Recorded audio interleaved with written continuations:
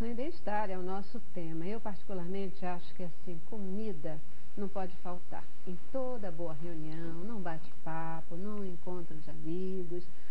Sem comida o negócio já fica meio capenga, né? Você colocou comida no encontro, na reunião, já muda tudo, já tem um outro ar. Portanto, comida, alimentação, é um negócio assim que está no nosso dia a dia, faz parte do nosso dia a dia e deve fazer parte, particularmente eu acho que tem que fazer parte. A questão é como que isso vai fazer parte desse dia a dia para garantir qualidade de vida, para garantir uma vida saudável, para garantir a prevenção de doenças e tudo isso aí junto, né? Como é que é um dia a dia, alimentação legal de um dia inteiro, 3 em 3 horas, a gente já falou, de uma maneira prática. A pessoa sai de manhã, aquela correria, já acordou. Deixa eu dizer uma coisa para vocês. A ideia de fazer e conversar com vocês nesse programa surgiu, estava com um grupo de jovens, né? E aí, a gente falando sobre essa questão de alimentação e tal, e a principal colocação que eles faziam era essa. Mas, gente, não dá tempo. Ou então a gente sai de manhã, eu tenho uma preguiça de acordar, já acordo, pego ali, tomo um cafezinho, pego um sanduíche, saio correndo. Não tem jeito, não dá tempo. Como é que é isso? Aí, como muito de noite. Como é que é? Como é que faz para a gente conseguir comer ao longo do dia com uma vida corrida? E é por isso que vocês estão aqui, sabia? Então, vamos lá. Primeiro, aquela história da biologia da crença. Como é que começa? Eu não tenho tempo, a vida é muito corrida, é muito difícil, eu estou muito cansado, é tudo muito caro. Todas essas crenças são ideias que elas foram repetidas muitas vezes e foram incorporadas ao DNA. Né? Mas o DNA ele muda milhões de segundos a todo instante. Então ele precisa repetir o comportamento, porque o hábito gera tempo para o cérebro descobrir novas coisas e realizar o seu desenvolvimento. Então fica no automático, o piloto automático. Como de repente você diz, poxa, eu tenho um intervalo, vamos deixar para o outro intervalo. Você vinha no hábito. Aí um gatilho, que é o intervalo, fez com que você interrompesse aquele processo. Então, quando a pessoa diz eu não tenho tempo ou é tudo muito caro, a primeira coisa que ela tem que questionar é a crença. Ou eu só emagreço se usar termogênico, se usar remédio, ou se fizer cirurgia bariátrica. Então, o que é? Uma crença, que já está no automático. Então, a primeira coisa, você acolhe. Caramba, eu não sou um robô. Eu sou um ser da espécie humana, eu consigo aprender, eu consigo mudar. Desde que saiba 3 coisas. Primeiro, qual é o gatilho que dispara o comportamento? Segundo, para ser hábito tem uma rotina, tá? E o terceiro pezinho é que aquilo gratifica. Aquilo traz um ganho para quem repete um mantra. O mantra eu não tenho tempo, o mantra eu não consigo, só se fizer cirurgia bariátrica, só com sibutramina. Então aquilo é um mantra. Primeiro passo que a gente estuda, isso é muito estudado. Primeiro ponto, o gatilho. Aí a rotina. E terceiro, a gratificação. Aí você acolhe. Você acolhe que você é capaz de mudar aquilo desde que você queira, deseje e tenha um motivo para. Aí o que você faz? Os estudos existem. Existe um livro, 460 páginas. Eu não recomendo que ninguém leia, porque eu posso explicar em alguns minutos. Chama O Poder do Hábito. Serve para a pessoa, serve para empresas e serve para a sociedade.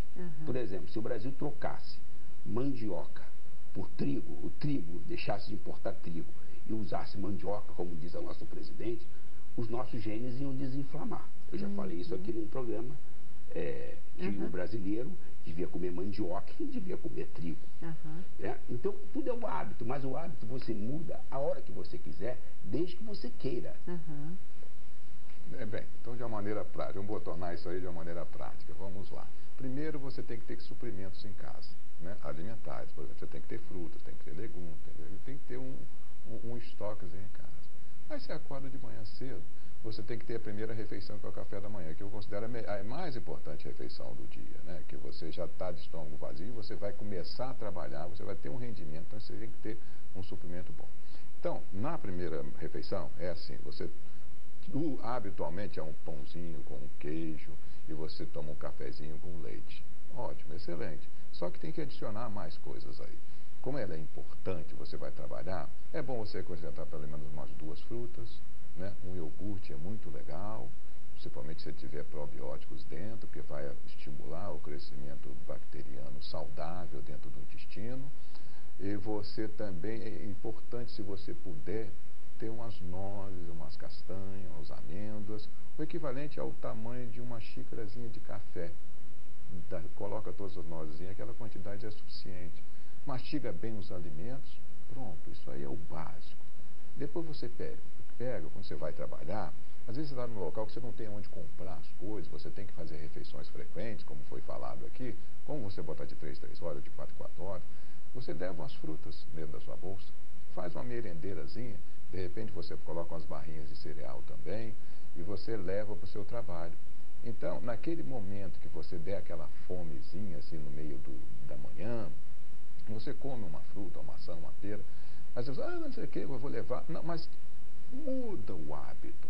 Você está falando de hábito que não é o saudável, agora estão partindo para os hábitos saudáveis. A gente já está vendo que querer é fundamental, né? Tem que querer. Agora a pessoa tem que estar instruída, né? Quer dizer, qual é o macete? O macete é esse.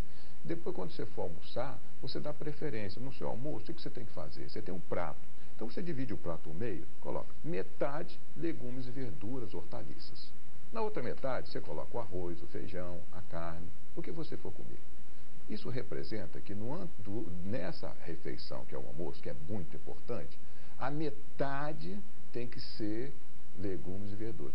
Mas eu como um prato de arroz e feijão e carne. Tá bom, então você vai ter que colocar outro prato do lado de legumes e verduras inteiro e comer aquelas 2 coisas. Se vira.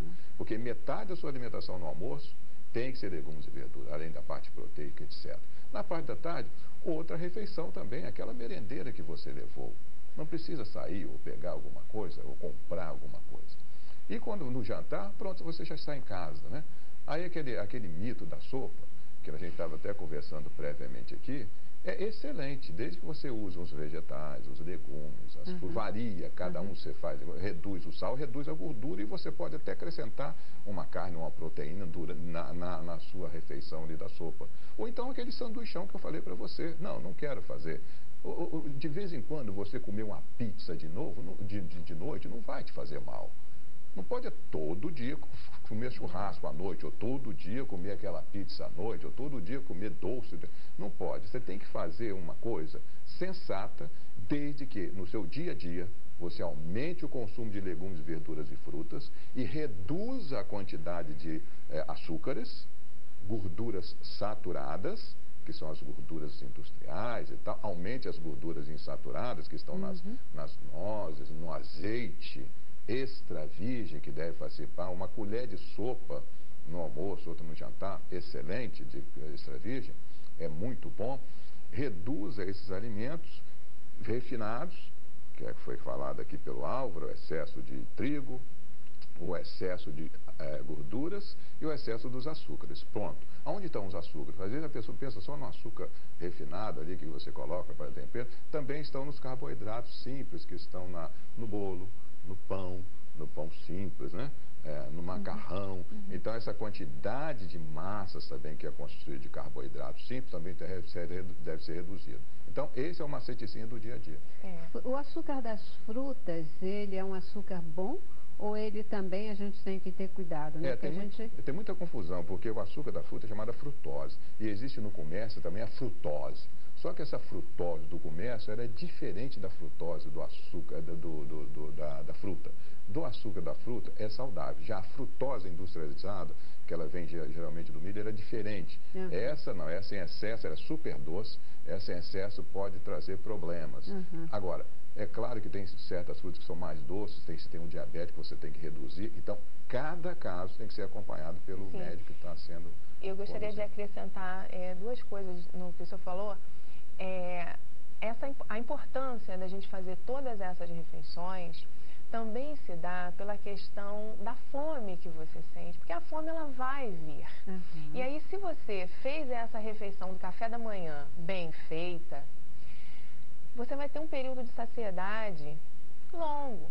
Só que ele não vai durar até o horário do almoço. Então é importante que você faça essa refeição entre o café da manhã e o almoço. Por isso que a gente indica também a utilização da fibra, porque quando der o horário da refeição, que será o almoço, você já não vai com tanta fome. E a gente também come com os olhos, isso é fato, não é verdade? Então, muitas vezes você coloca aquele prato com a intenção de saciar e, na verdade, você não deveria responder a essa fome pregressa. Na verdade, você deveria ter feito a refeição anterior e aí você já não teria tanta fome.